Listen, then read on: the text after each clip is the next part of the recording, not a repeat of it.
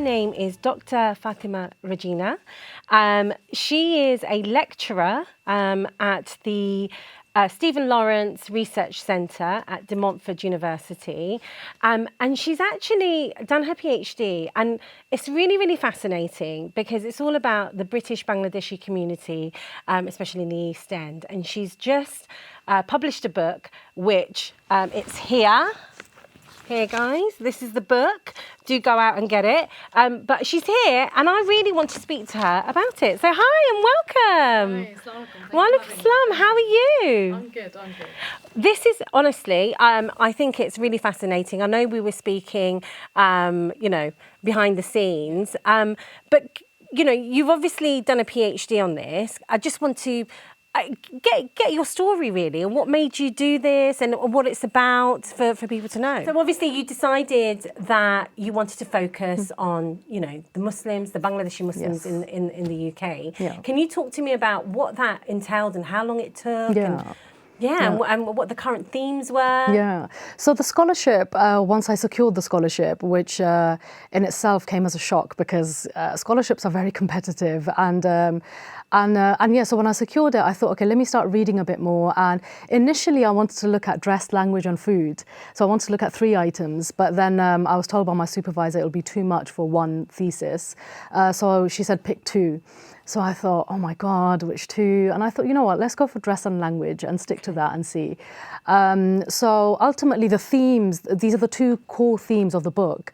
And I go into the detail of looking at how the Bangladeshi community has changed its relationship to dress and language. Yeah. So just to give you some examples, so with dress, I look at, for example, how people's Bangladeshi men's relationship has changed with the longi and the Punjabi. So I look at that, and I interviewed 43 people for this book, and I look at the change in how that has then shifted to the thobe, the growing of the beard. With Bangladeshi women, I look at the sari and the shalwar kameez and how that shifted to the jilbab, the hijab, the niqab. And then with language, I look at how there's been a shift in how, in the East End, you used to have those old school supplementary schools where, they used to be called fora. After school, you went to fora. Fora was usually split, where half of it was you had to learn Bangla, the other half was learning Arabic. Whereas that doesn't really exist anymore. It's usually just, people will say fora jaydam or, madrasa jaydam khonami. That's usually what you hear people saying. So I look at these transitions and the change in language, but I also look at how fewer Bengalis learn Bangla actively and are more willing to learn Arabic, so they sign up to Arabic institutions. So it's no longer that Muslims, Bangladeshi Muslims, just want to learn Arabic for the purposes of recitation. They actually want to be able to speak the language and directly understand what they're reading. And what was really interesting and striking is I looked at code switching, and what I found fascinating about Bangladeshi Muslims here in the East End is that they, for example, in Bengali we say namaj for prayer. We say jai namaj for the prayer mat. So when I was interviewing a lot of people, they said, well, it depends who I'm with that I use those terms. So if they're with other Bangladeshi Muslims or other South Asian Muslims, they use these terms of, oh, it's time to do namaz now, guys. So let's start praying. But when as soon as that switches to a space where they have sort of other Muslims, so non-South Asian Muslims in their presence, they switch to Arabic. So they see Arabic as the lingua franca for Muslims because everyone knows Salah. Oh, it's Salah time now, guys. Yeah. So I look at, those are the things that are the core themes that I look at. It's so interesting because obviously I can sit here and just think about my own family, and if I think about the observations I've made since I was a young kid, I've seen a lot of women who, didn't wear hijab or just wore salwar kameez or saris, and it's evolved to abayas. What's the reason that this has happened? I mean, it's really interesting because so when I'm analysing these changes, I'm obviously looking a lot at the socio-political changes that have happened over the years. So I mean, even up until the sort of late 90s, early noughties, you found that the shalwar kameez was associated with you're unmarried. It was almost like a sign in the public of your availability that find out who this girl's parents are. And then the sari was seen as the rite of passage into womanhood, and you wore the sari as a married woman, you know, and if people came to your house, you know, you took the asol, you put it on your head. You know, there was a respectability that you had to also play with socially, depending on the context. But obviously 9/11 happens in 2001, and that suddenly brings the Muslim subject to people's attention of, you have this Muslim community, they behave in this way, they're violent, they're aggressive, and, you know, terrorism and all these things came about that a lot of us obviously know about. And in the British context, when 7/7 happens, that further entrenches a lot of these ideas of the scary Muslim. And while that was happening, what I called within the dominant narrative of at a sort of top level, what that was then trickling down at the bottom level is that people were then feeling like, hold on a second, like, I never really grew up thinking of myself primarily as a Muslim. I saw myself as doing all these things, all these things matter to me equally. But suddenly, because religion was being used as a way to surveil this particular community, obviously I studied, people then felt like, hold on a second, that's not what Islam is about. I never grew up with that. That's not what my grandparents taught me, my parents. So people then ended up using the very identity that was being attached to so much stigma as a way to push back, saying, no, that's not what we're about. So that's how people then adopted a lot of the wearing of the hijab, the jilbab, niqab. And with men, you saw the sort of beard appearing.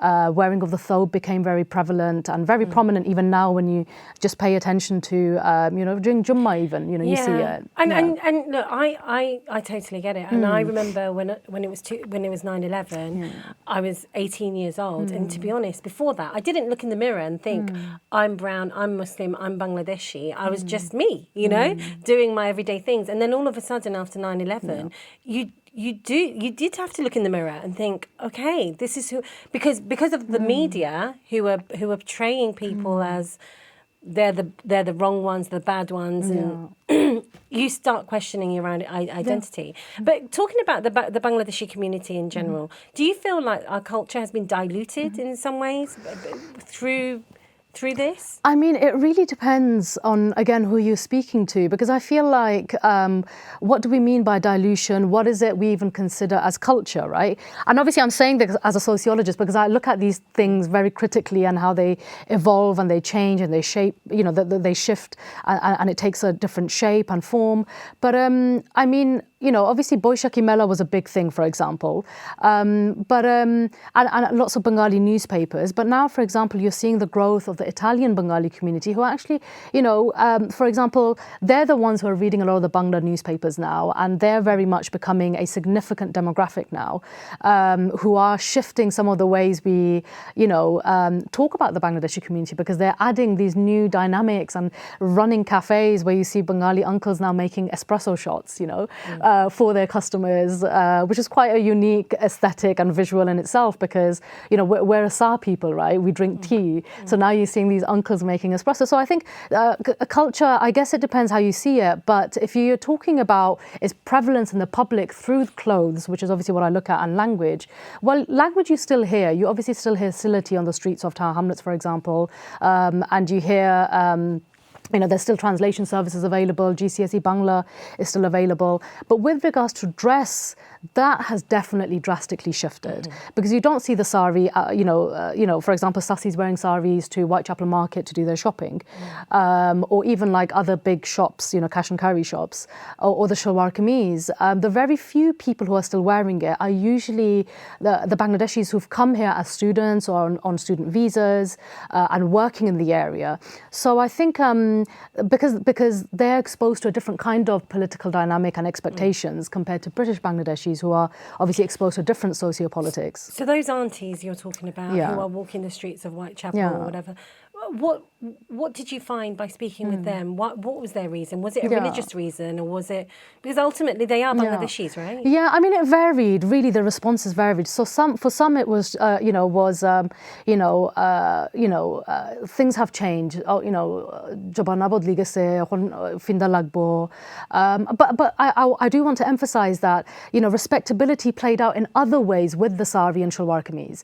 So when you were a young girl and, you know, unmarried and you wore the shalwar kameez, uruna hamisha rakha lagse, you know, because that was a form of respectability you had to abide by and perform socially. And then when you became a married woman, you had to perform that in a different way with your sari, with your asol, making sure your head is covered, dawat tilak, you know, you have to do all these kind of things, right? We always have to participate in these social, you know, performances, right, that we have to do because we have to abide by particular etiquettes, mannerisms, and that's just now shifted to the hijab and jilbab and niqab, and because I had some people that I interviewed who spoke about, you know, if you go for a dekha-dekhi to see a girl, you know, for marriage, there is an expectation if she doesn't wear the hijab, so because, you know, and when I spoke to some of them in more detail, and one of them I do cite in the book, you know, he pretty insinuates it's to do with respectability. You know, so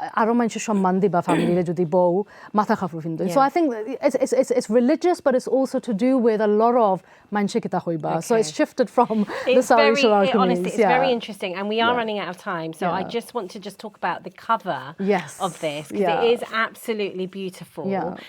Can you just talk me through this? I will do. So it was designed and put together by the incredible Wahida Rahman Mer, who is a Bengali illustrator in Birmingham.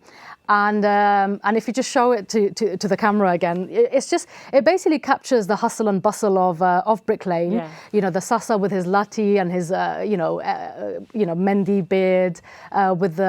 There's a man negotiating in a longi. The lao. You know, there's a woman who's just carrying her shopping. There's a woman in a sari. So it was supposed to capture that hustle and bustle of Brick Lane, of the East End, and just how much we have shaped so much of the East End's history, and we're in the history books and the archives, and I just wanted to capture that in the book cover. Well, look, it's wonderful. Thank you so much for coming in. I feel like I can speak to you for hours.